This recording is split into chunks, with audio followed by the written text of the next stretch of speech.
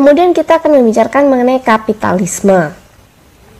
Kapitalisme adalah sebuah sistem ekonomi di mana individu secara privat melakukan kegiatan produksi, pertukaran barang, dan jasa pelayanan melalui sebuah jaringan pasar dan harga yang kompleks. Nah, menurut Karl Marx, kapitalisme adalah sebuah sistem saat pemilik modal menjadi penentu dari seluruh kebijakan pasar dan harga barang dengan meminimalisir kerugian dan memaksimalkan keuntungan. Pada abad ke-18 saat berkembang revolusi industri, banyak muncul para pemilik modal yang menguasai peralatan industri, mempekerjakan manusia untuk menjalankan mesin. Dan tujuan dari kapitalisme adalah biaya produksi yang murah dan keuntungan yang tinggi. Ciri-ciri dari kapitalisme yang pertama, modal dan barang-barang yang digunakan sebagai proses diproduksi dimiliki secara pribadi. Aktivitas ekonomi secara bebas hanya ditentukan oleh penjualan dan pembelian. Pemilik modal bebas untuk menggunakan cara apa saja untuk meningkatkan keuntungan maksimalnya. Kemudian pengawasan negara diupayakan seminimal mungkin. Negara sewaktu-waktu dapat mengeluarkan kebijakan yang melindungi lancarnya pelaksanaan dari sistem kapitalisme. Kemudian kita akan bicarakan mengenai keterkaitan merkantilisme, kapitalisme dengan revolusi industri. Jadi merkantilisme itu terjadi ditujukan untuk kepentingan mengembangkan industri di negara-negara Eropa yang sedang mengembangkan revolusi industri. Di mana untuk mencapai hal tersebut, maka diperlukan bahan baku industri dengan harga yang semurah-murahnya dan mendapatkan sebanyak-banyaknya sehingga muncullah merkantilisme. Dan kemunculan revolusi industri itu membuka peluang bagi para pemilik modal untuk membuka dan mendirikan industri. Mereka semakin berlomba-lomba dalam menanamkan modal.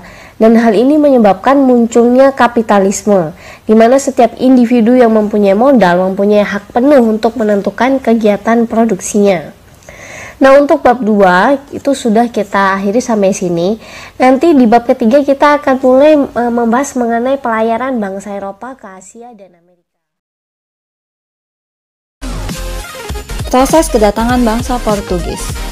Tokoh pelayar pertamanya yaitu Bartolomeus Dias pada tahun 1486 yang bertolak dari Lisabon atau Portugis bergerak ke arah selatan menyusuri pantai barat Afrika sampai di ujung selatan benua Afrika yang kemudian diberi nama Tanjung Harapan. Kemudian Bartolomeus Dias kembali lagi ke Portugis karena ada gelombang atau badai yang besar. Berikut adalah gambar dari tokoh Bartolomeus Dias dan di bawahnya merupakan jalur dari pelayaran Bartolomeus dari Lisabon menuju ke arah selatan dan sampai ke Tanjung Harapan. Tokoh yang kedua yaitu Vasco da Gama. Vasco da Gama bertolak dari Lisabon ke arah selatan menyusuri pantai barat Afrika sampai di ujung selatan benua Afrika, kemudian melanjutkan perjalanan sampai di Calicut, India. Yang ketiga yaitu Alfonso de Albuquerque. Alfonso bersama armadanya berhasil menaklukkan Malaka pada tahun 1511 dan sampai di Maluku tahun 1512 dan bersahabat dengan Ternate. Sultan Ternate yang pada waktu itu sedang bermusuhan dengan Tidore, hingga kemudian Portugis berhasil mendirikan benteng dan mendapatkan hak monopoli perdagangan rempah-rempah. Berikutnya mengenai kedatangan Spanyol ke Nusantara.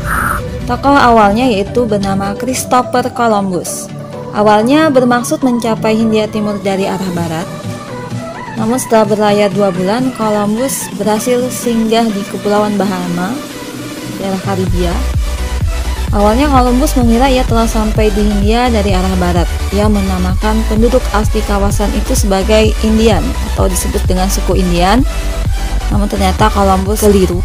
Kekeliruan Columbus itu menghasilkan sebutan Hindia Barat untuk Amerika. Berikutnya yaitu ekspedisi Magalhães dan Delcano. Berlayar dari Spanyol ke arah barat menyusuri pantai timur Amerika sampai di ujung selatan benua Amerika, kemudian mengarungi Samudra Pasifik yang sangat luas dan tenang, hingga akhirnya sampai di Masava atau Filipina. Di sana, Ferdinand Magellan tewas oleh orang Mactan akibat konflik suku. Namun kemudian sisa pasukannya di bawah pimpinan Juan Sebastian Elcano melanjutkan perjalanan ke Maluku dan pulang ke Spanyol lewat Tanjung Harapan. Akibat bertemunya Portugis dan Spanyol di Maluku, maka muncul perjanjian Saragossa pada tahun 1526 yang isinya yaitu pembagian wilayah operasional perdagangan Portugis di Maluku sedangkan Spanyol di Filipina. Jadi Spanyol harus meninggalkan Maluku dan memusatkan kegiatannya di Filipina, sedangkan Portugis tetap melakukan aktivitas perdagangannya di Maluku. Berikut bisa kita lihat peta jalur pelayaran penjelajah Spanyol. Dan di sini juga terdapat jalur perjalanan Marco Polo dan beberapa tokoh pelayar Spanyol. Kedatangan Inggris ke Nusantara. Dalam pelayarannya ke dunia timur untuk mencari daerah penghasil rempah-rempah, Inggris sampai ke India. Para pelaut dan pedagang Inggris ini masuk ke India pada tahun 1600. Inggris justru memperkuat kedudukannya di India dan membentuk kongsi dagang yang diberi nama East India Company atau EIC. Sejak tahun 1600, EIC mendapat hak khusus dari pemerintah Inggris untuk menangani perdagangan di Asia. EIC memiliki hak penuh dalam monopoli perdagangan di Asia. Orang-orang Inggris sampai ke Indonesia pertama kali sewaktu penjelajah Francis Drake singgah di Ternate pada tahun 1579. Selanjutnya, ekspedisi lainnya dikirimkan pada akhir abad ke-16 melalui kongsi dagang yang diberi nama East Indies Company. EIC ini mengemban misi untuk mengadakan hubungan dagang dengan Indonesia, dan pada tahun 1602 armada Inggris sampai di Banten dan berhasil mendirikan loji di sana. Proses kedatangan Belanda ke Indonesia. Latar belakangnya yaitu berawal dari meletusnya perang selama 80 tahun antara Belanda dengan Spanyol pada tahun 1568 hingga 1648. Maka oleh Spanyol, para pedagang Belanda tidak diizinkan membeli rempah-rempah yang berpusat di Lisabon. Dengan putusnya hubungan perdagangan rempah-rempah antara Belanda dan Spanyol, mendorong bangsa Belanda untuk mengadakan penjelajahan samudera. Dengan adanya petunjuk jalan ke Indonesia dari Jan Huygens van Kosten, menjadi bekal pelayaran Belanda untuk sampai di Nusantara. Tokohnya yaitu Cornelis de Houtman pada tahun 1596, menempuh perjalanan ke Tanjung Harapan kemudian dilanjutkan sampai di Banten. Kedatangannya ditolak oleh rakyat Banten karena Cornelis de Houtman bersikap kasar dan sombong. Perjalanan berikutnya dilakukan oleh tokoh Jacob van Eyck pada tahun 1598. Kedatangannya disambut baik oleh rakyat Banten.